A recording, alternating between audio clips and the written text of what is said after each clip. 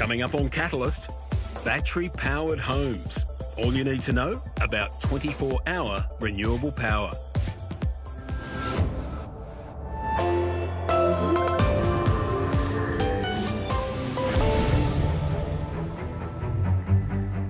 There's a power revolution heading for our homes. A device that allows you to take power into your own hands and is predicted to change our world. It's batteries, home batteries. And within 5 years, over 1 million Australian homes are expected to have one. This is what a lithium-ion home battery looks like. It may be an unfamiliar sight now, but not for long, as retailers start jostling to sign you up to their deal. Home batteries are really the holy grail of renewables and the transition away from fossil fuels. If energy companies ignore them, they will watch their businesses crumbling in front of them. Australia's at the global vanguard here. We're going first. So what do you need to know about this disruptive technology? A technology that offers every home the potential for 24-hour renewable power.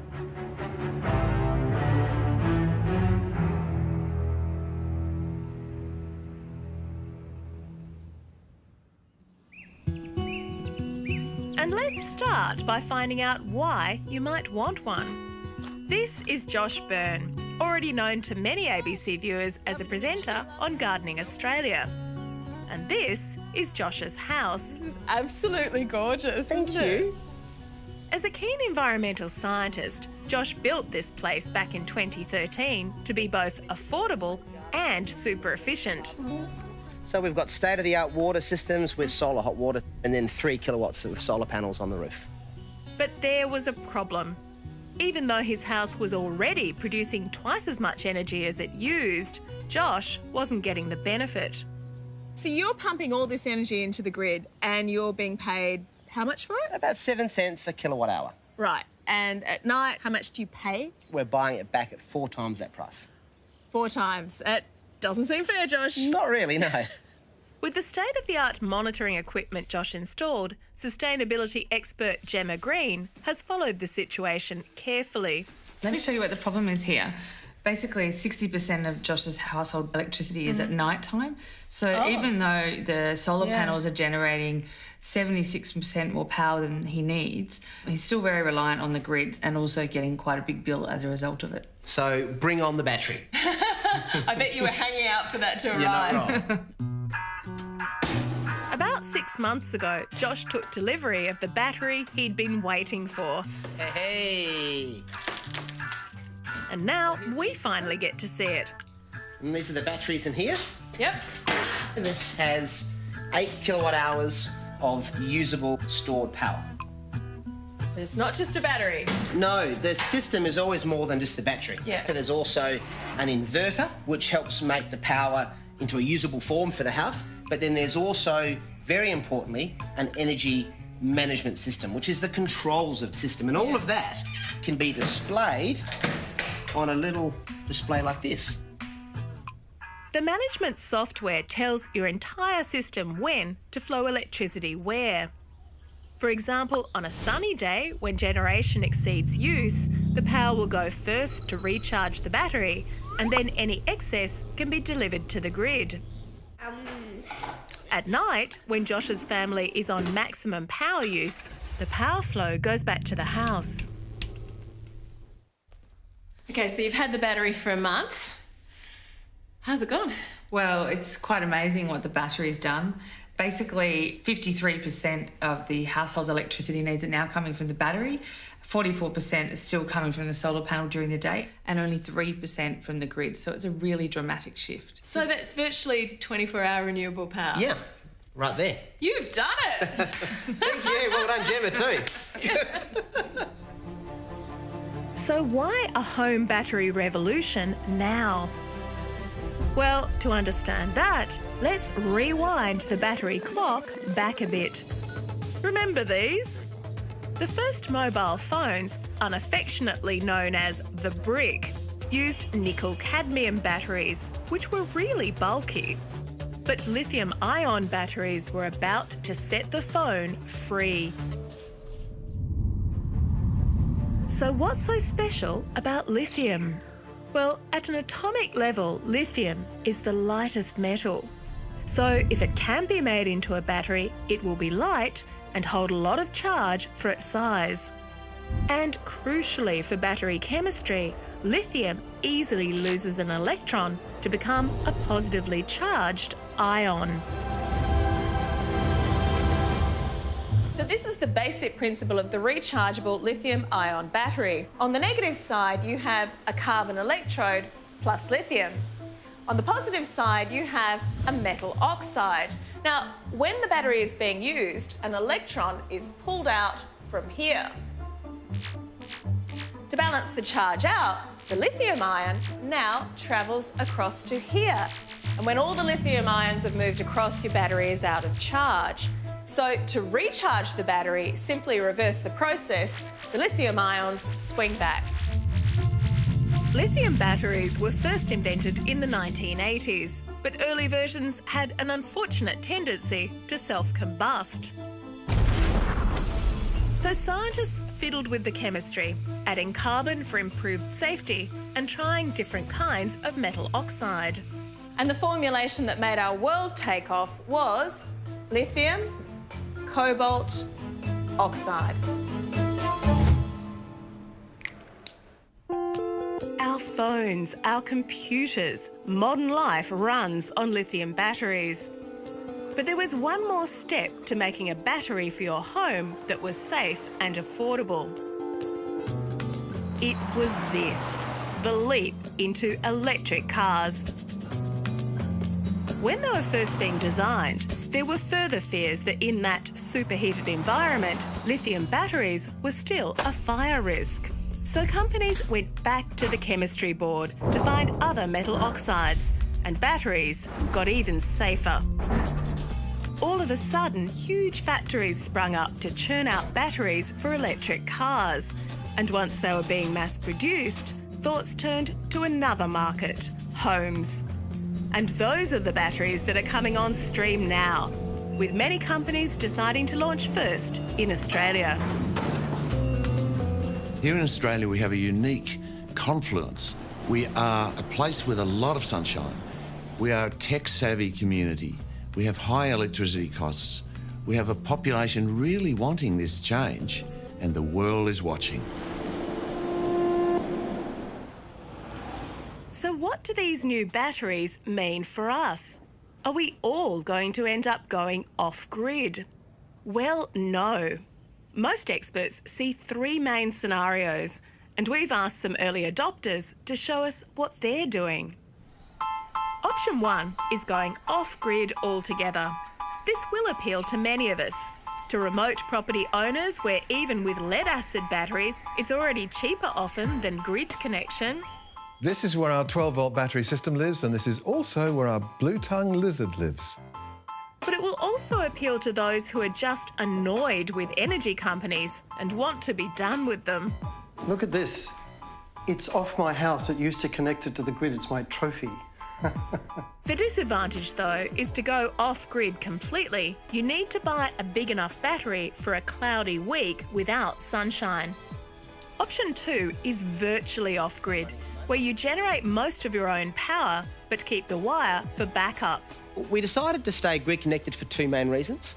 Firstly, we wanted the backup of the grid should we need it, but also on most days we're generating surplus solar power and we don't want to waste it, so we want to push it out to the grid so others can use it.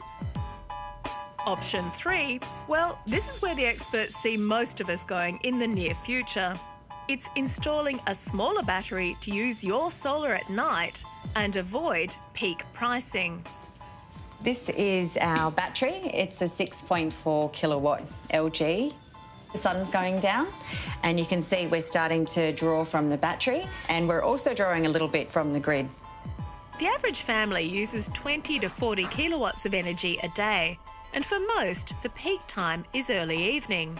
If you switch to what's called a time of use tariff, which many energy retailers now offer, then you can use your battery during the peak hours when electricity is expensive. We've noticed that the peak comes on at 2 p.m. and it finishes at 8 p.m. So if it's sunny, the battery will get us through to the end of peak.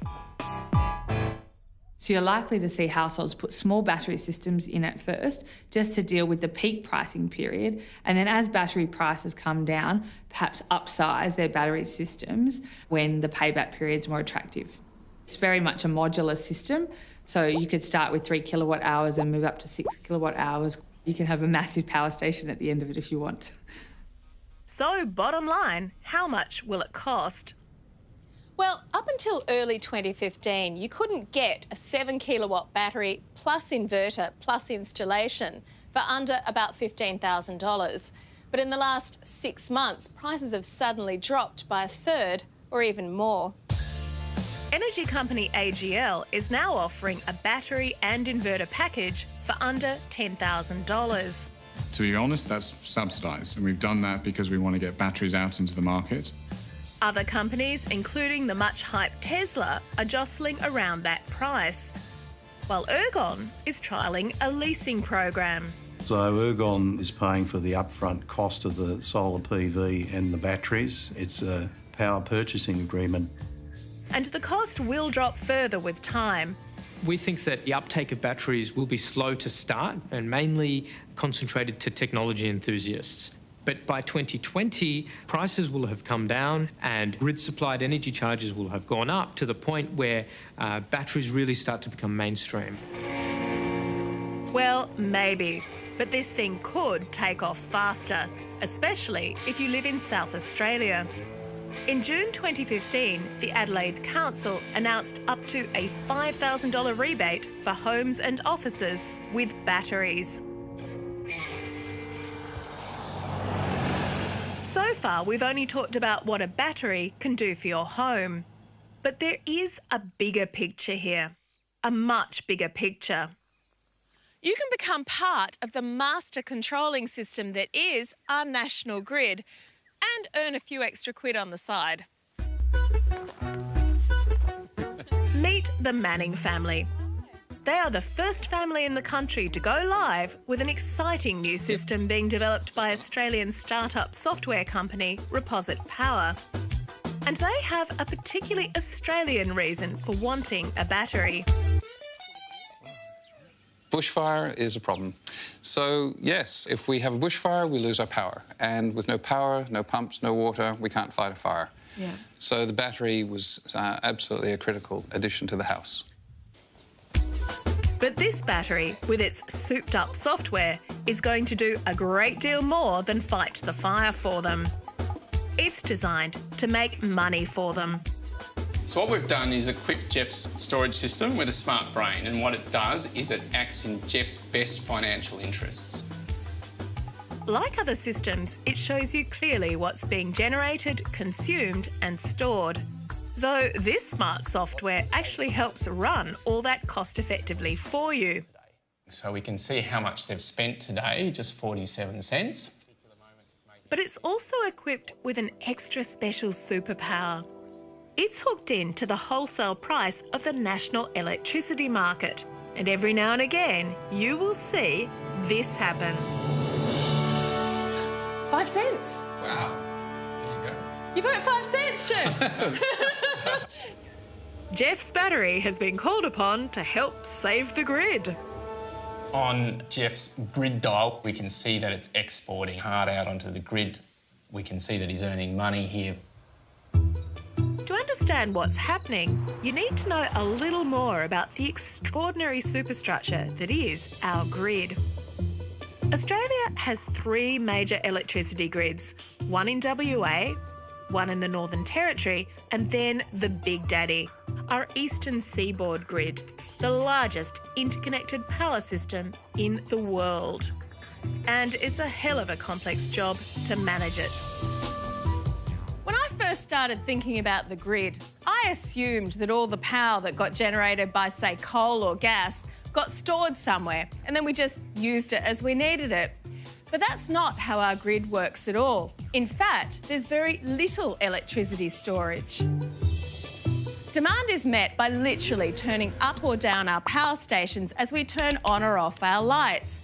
And we have to get it exactly right on a minute-by-minute basis. Not enough power, blackout. Too much power, and our power poles would blow up. Well, of course, actually, the safety mechanisms kick in, so blackout. And how does this vast network keep exact pace with our lights?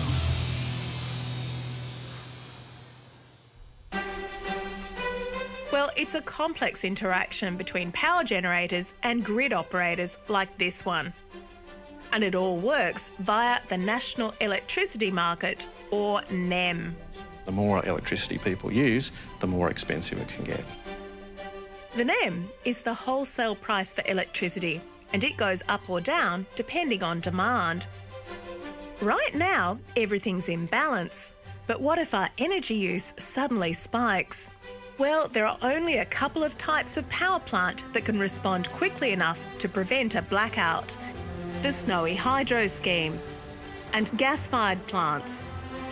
They can turn up the tap and churn out more power instantly, and they get paid a special premium for it. And this is where the Reposit software is so clever. It means if you have a battery, you can be part of that solution and get paid for it. Imagine it's the first big heat wave of summer. Melbourne and Sydney wake up, then Brisbane, Adelaide, everyone's switching on their air conditioners. Quick, we need more power now. The price shoots up. Cue the gas-fired power stations. Cue the snowy hydro. Cue the Manning House. You've made $1.57. Woohoo, jackpot. Didn't even do anything. Of course, individuals can't bid into this wholesale market directly, but their power company, Diamond Energy, is using their battery power and has agreed to pay the Mannings accordingly. And while the Reposit software is currently out in front, other similar models will follow in time. And there's a lot more to it than fun. Battery storage can help manage one of the key ingredients of the switch to renewable power. As more renewables come into the system, that influx of intermittent power makes grid management ever more complex. South Australia has actually had days where the entire state produces more renewable energy, more wind, than people are using. And so the only alternative is to export into Victoria. But let's imagine that that were happening for the whole of Australia or for the whole of the network. There is no place to export to other than batteries. This is one of the reasons the South Australian government is subsidising batteries. Batteries and other forms of storage are the missing link. They can smooth out the grid, store excess power, and rapidly release power when needed. This is why batteries are predicted to change our world. This is part of the revolution that will see renewable power become 24-hour power. So 1.4 million households in Australia have solar panels at the moment.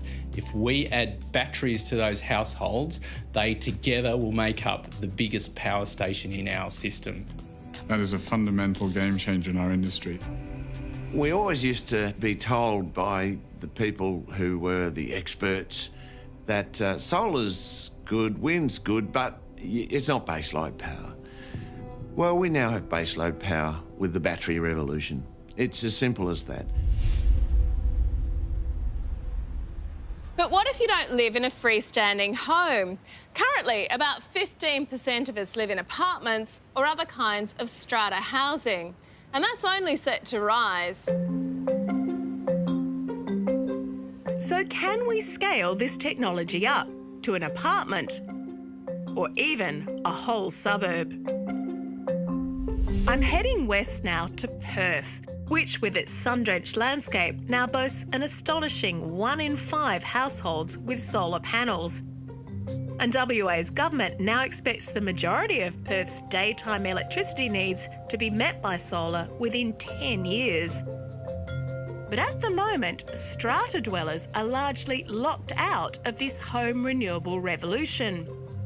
Investors are reluctant to put in renewable energy technology because it's the tenant that gets the benefit. So we've got 1.4 million houses in Australia with rooftop solar, but hardly any in strata. But this is the development Gemma Green expects will change that for good. The apartments will be on that site in the corner. This is where the masonettes will be going in this area here. This is Whitegum Valley, what will be an attractive multi-dwelling block near the highly desirable postcode of Fremantle. And this is the site of what they've dubbed the Gen Y building. This is super exciting because it's Australia's first solar and battery trial on strata. The building comprises 3 apartments with a central battery depot. What's groundbreaking is not so much the technology, it's that Gemma has developed a governance model where for the first time the strata owners become the main energy supplier to the tenant. And so they've got 24-hour renewable power, low-carbon electricity, and also provides a revenue stream for investors because the tenants pay their electricity bill to the strata company instead of paying it to the utility. That's incredible. That's like a potential game changer. I hope so, yeah. I hope that we'll see many of these pop up around Australia as a result of this research project.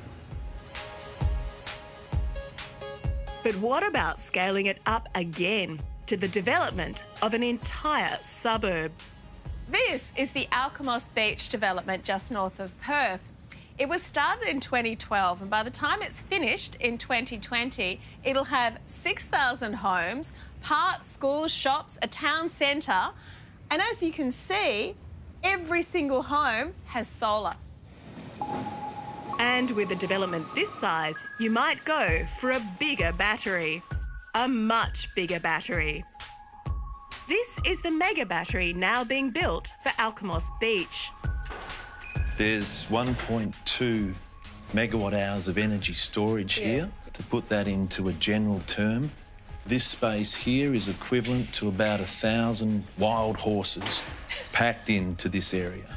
And that's enough to power 100 households for a full day. These larger-scale lithium batteries are already starting to be deployed in remote off-grid communities. But Alkimos Beach represents the first time community-level lithium battery storage will be tried in an urban residential development. So this is where the battery device is going to go.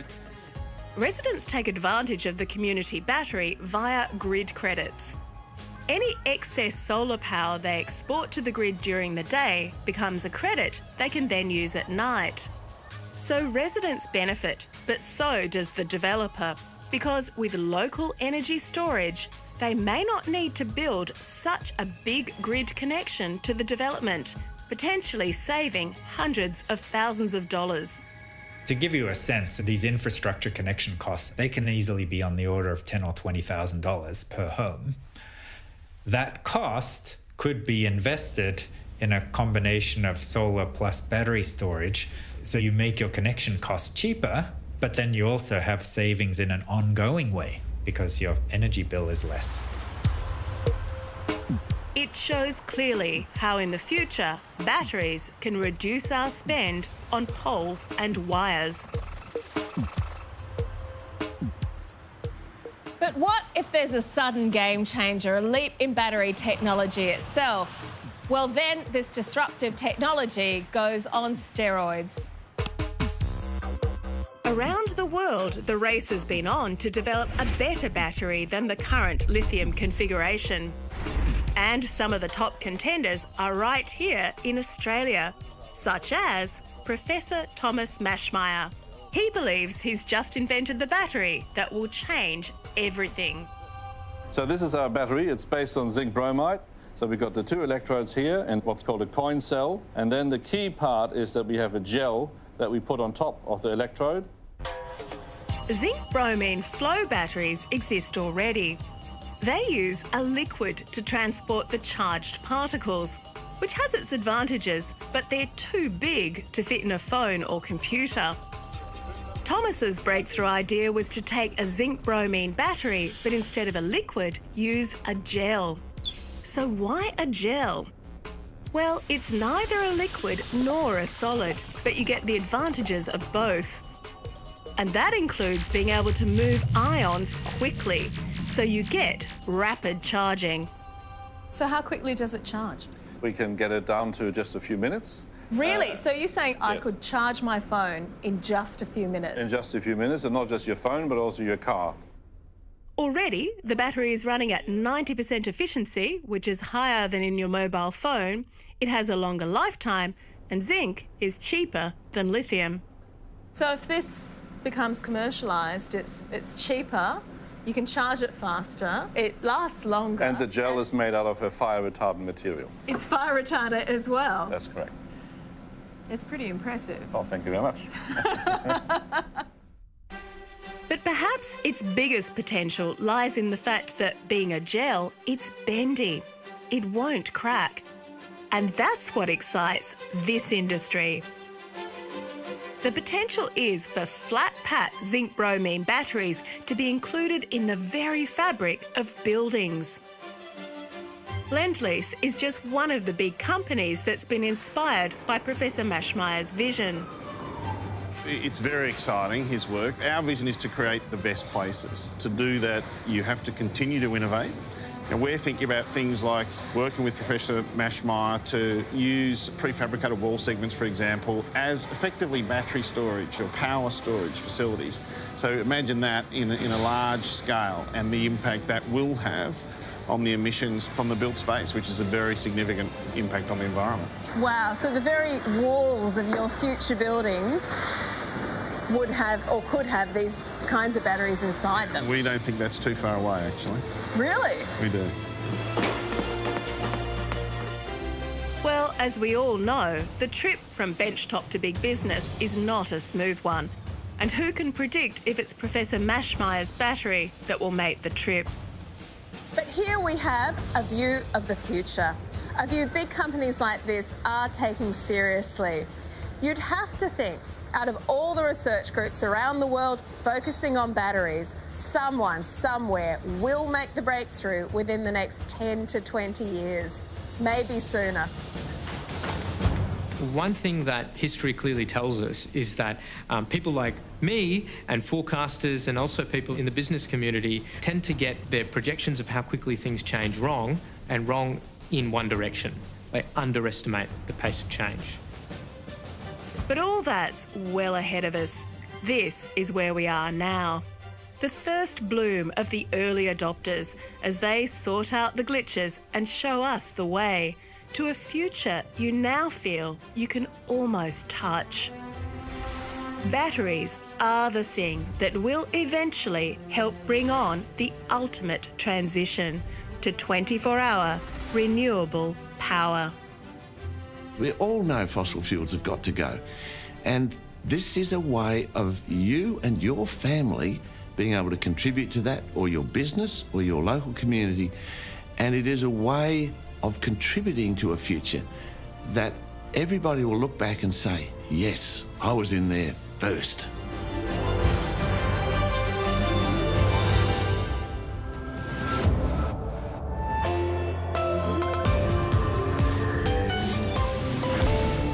Next time on Catalyst, the love hormone, oxytocin. Could it also be implicated in drug addiction and alcoholism? And coral killers. Can robots, vinegar and giant snails save the Great Barrier Reef from the crown of thorns starfish?